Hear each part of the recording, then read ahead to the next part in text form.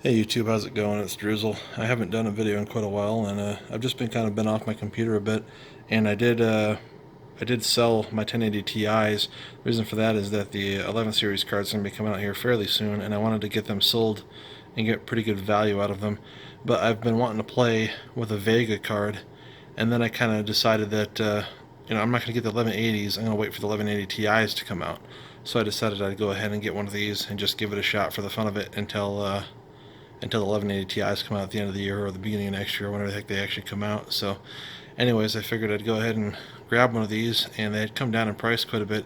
It was still just shy of $600, which is really too much for this card. But the miners, the Bitcoin mining crew, has made it still pretty expensive to get any kind of AMD cards, any kind of cards in general, but especially AMD cards like this.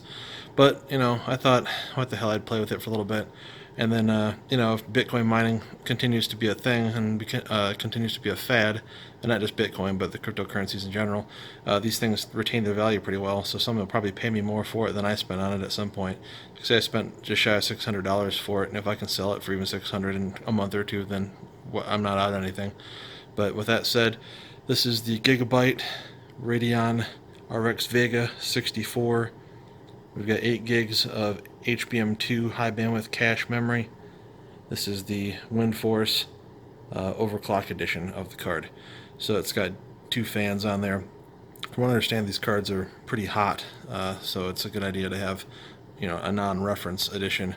I might, I don't know, I don't think these actually support any kind of a liquid cooler, because I think you usually have to have a reference edition card to put on any of the kind of like in the NZXT G12, for example, that I had on my previous cards. You have to have a reference edition card to use those. I'd have to find out, and I don't think I'm going to screw around with adding that much more cost into into using the card.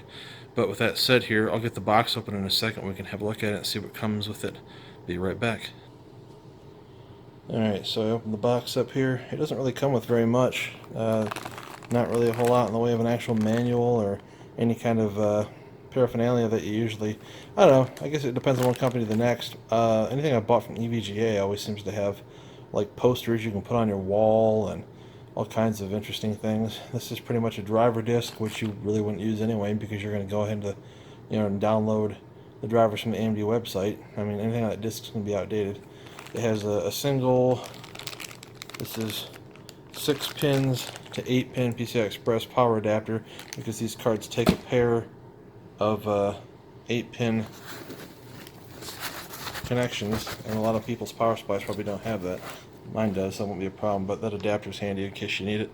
As you can see, we've got room for a pair of 8 pin adapters here. My AC just shut off in here, so it got a lot quieter. But one thing I wanted this for too, this particular brand is nice because I've got their Aorus, I think that's how they pronounce it, series motherboard, which is like for my Threadripper. That's an Aorus series board, but it still has like the same color scheme, more or less, as this. So this will match kind of nicely with what I've got in my case already. Flip it over here. See, they got like a nice copper heat pipe running underneath there. I saw on, I mean, I'm not going to take this apart to show it, to demo it, but if you take this off, there's like a heat pipe running from down here to various components in there to help them cool a little bit better. And pretty high quality components. It feels like it's pretty sturdy. Not too much plastic junk, or like, this is still plastic, but it doesn't feel like it's cheap plastic. So anywho, I believe these cards, I'm not sure how much power they require. I had read it that they used as much as 180 watts, but tell you what, I'll be right back. I'm going to find out exactly what this thing needs. So from what I was reading on a couple different sites, Anantech, they claim that this thing can use like 480 some odd watts of power under full load, depending on the game, like anywhere from 4 to 480 watts of power. That's insane for a single card to use that much juice. Like the 1080 Ti's, I think, use like a maximum of around 300, and that's probably overclocked as well. This is quite the power hungry card. I hope it doesn't run ridiculously hot. But I guess what I'm going to do is this is basically all you get in the box is the adapter, the driver disc, and the little quick installation guide, which I don't know anybody who actually needs that. But anyways, I'll go ahead and get it installed in the machine here, and I'm gonna probably have to install, I have to uninstall the drivers I have on my machine. I still have my NVIDIA drivers on there, and download the latest AMD driver and use DDU to clean off the NVIDIA software, and then I'll get this thing fired up and see what kind of temperatures it runs at. I'll probably have to install MSI Afterburner also because EVGA, whatchamacallit, Precision X won't work with an AMD card. Lastly here, what it has, there's a lot of connectivity on this thing. I believe we've got three display port. I believe these are still 1.2s. They might be 1.4. I guess I should look at that too. Maybe I'll try to make an amendment to that in the video here in a little bit. But the HDMI ports are all capable of HDCP 2.2, 4K 60 hertz. And I know that this card supports FreeSync 2, which I don't have any monitors that have that, but I will be probably trying to get one here in the near future to give it a test. I want to see how this thing does with 4K. I've got my 4K monitor still sitting over there. That's my Dell, I forget the model number off the top of my head, but it's 4K high dynamic range. It's a really nice monitor. It wasn't that expensive for what it is.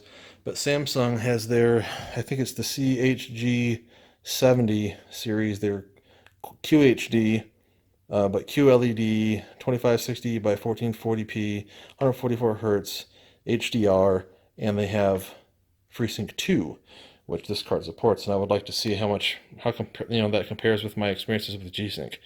So anywho, I will stop recording for a moment here, and I'll pick up when I get this thing installed and can kind of play around with it. So I'll be back in a little bit. My boy Toothless is helping me put the machine together here. So you see I got the card installed. I know the wiring is really cheesily done here, but this is just, I always kind of don't put that much effort into it initially. I'll clean things up later. But the card is in place, and now I can go ahead and power the machine back up here in a minute and see how it does at various things. I gotta get the driver installed for the card, and then we'll see how she runs. So I'll be back here in a little bit. So we seem to have it working here. We've got our Threadripper CPU set back up using the AMD Ryzen Master software, which got nuked when I did my driver uninstall, so that's something to be aware of if you are a Threadripper user, is that if you use DDU to uninstall your driver, it takes out this, well, this is CPU-Z, sorry, but it'll kill Ryzen Master because it thinks it's a driver. Maybe it is considered a driver, but it'll kill it, so you gotta reinstall that each time. That's sort of lousy. But I have it running. I have it set up for to run at a 55% fan profile, so it's making a little noise. I don't know if you can hear it with the mic or not, but it's not that loud. And actually, my case right now is not fully assembled, so the external panels aren't all in place, and it's still not that loud even with those exposed. So with the computer case properly encased, I guarantee I wouldn't be able to hear it hardly at all. It idles. Here's the temperature. It's idling right now about 30 degrees. That's the memory temperature, sorry. The GPU is at about 32 degrees, but that's not bad for an idle temperature. And yeah, I could have just looked at that. And then the gaming temperature seems to be around 60 degrees. I'll go ahead and load up a game. It's not doing like an amazing job, but these cards are only supposed to be about as fast as a GTX 1080. And actually like kind of slower in some games, but a little bit faster in other games. I tested it here a minute ago in Hellblade, and I was only getting around 30 frames a second in 4K, but you gotta figure, even with my pair of 1080 Ti's I had before, that game in 4K only probably ran around 60 frames a second, maybe a little bit higher, but that's two, higher end GPUs. This by itself, the game is still perfectly playable, and it looks great. It just, like I said, the frame rate isn't nearly as high, of course, with a single card. But I'll load up a game here real quick. Let me kill this recording. I think if I try to load the game while I'm recording it might mess it up, so I'll restart it once the game kicks off. 1 second. Okay, so we have Hellblade loaded up here. I don't know if it's just me, but I swear that it looks better to me on this card than it did on my NVIDIA cards. And, it could be just me being crazy, but it seems like every time I've had an AMD card so far, my experience has been that the color just seems to pop a little bit more. I don't know if that's, like I say, if I'm crazy, or if AMD just does a better job with their color reproduction and profiles, or whatever it is that you call that, but it just seems like, to me, the color on this looks better. Now, the problem I'm having here is the AMD Relive icon is in the upper left, and the same thing with my, my MSI Riva Tuner server statistics are up there that show like the GPU usage and temperatures and so forth. So it's a little difficult to tell right now what frame rates I'm getting and stuff. I'm not sure if the Relive icon appears in the video or not, like in the final file or not. It's sitting around 30 frames a second right now, which again, that's stock frequency on the CPU, stock frequency on the video card, and this is, you know, full 4K, full max settings. Let me bring that up here real quick. Other than I think view effects is like a draw distance in this game, but I'm not sure. Oh wait, that's what view distance. That's what I wanted to change.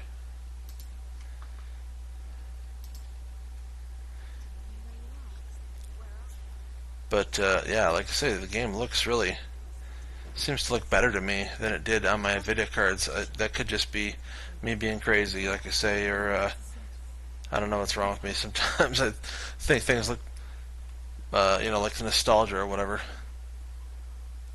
But it just looks really good. But it's running, like I say, around 30 frames a second, which isn't like mind-blowing or anything, but it's definitely doing a good job. The temperature, I can't really see because that stupid icon's blocking it out. Let me see if I can tab out without messing up the recording. Temperature is 58 degrees. That's really quite nominal. Hopefully that didn't mess up my recording. We'll find out here. But this, like I said, this is a pretty graphically intense game. In fact, I'd say this is one of the most intense games I've got, and it seems to be doing a perfectly good job of running this. I think I'll load up something else here in a second. We'll try a different game. Be right back. Okay, so now I've loaded up the Forest, and although you won't, again, if the icon for the Relive is blocking visibility, then you won't be able to see the frame rate. But what I could see before I started recording was hanging in the high 40s. And again, this is 4K with everything turned up. This is a single card running this game. Doesn't really, you know, seems pretty smooth. This would be a really good card, I think, if you wanted to run like a FreeSync monitor, like a QHD FreeSync monitor, or if you wanted to do like ultra-wide QHD. I think a single Vega 64 would be a good card for those. And since the monitors that use FreeSync are quite a bit cheaper than G-Sync monitors, to save yourself some money on that end, like the cards are still overpriced because of all the cryptocurrency miners, but the monitors, like I say, for FreeSync, and now FreeSync 2 monitors are starting to come out a little bit. I think the only one I'm aware of that's currently available to actually buy is the Samsung, I think it's CHG70, and there's like a 32-inch version and a 27-inch version of that, but that's got all the bells and whistles. Like I say, it's HDR, QLED, 144 hertz, and FreeSync 2, and I definitely would like to try that. I may get one, and if I do that, I'll go ahead and do a video that kind of goes over how well that may or may not work. I've had only one FreeSync monitor in the past. It was another Samsung monitor. I did some videos on that about how I had problems with it, and hopefully in FreeSync 2 they might have worked some of that out. And also with the Vega card, it might work better than I used to have those R9 Fury Pro cards, and had problems again with the FreeSync on that. But this seems to be working pretty well. Again, you can't really see the temps or anything like that. I really wish that there's probably a way to move the Relive recording icon somewhere else on the screen, and or move the statistics from the MSI Riva server somewhere else on the screen so they can both be up at the same time and they're not obstructing each other like I'm currently having a problem with. So I'm getting hungry. But this looks really good. It's running really good. Like I say, for a single card, if you wanted to game in 4K, I mean, depending on the game, obviously, some games are going to work better than others, but this is running really well. It looks really good as far as I'm concerned.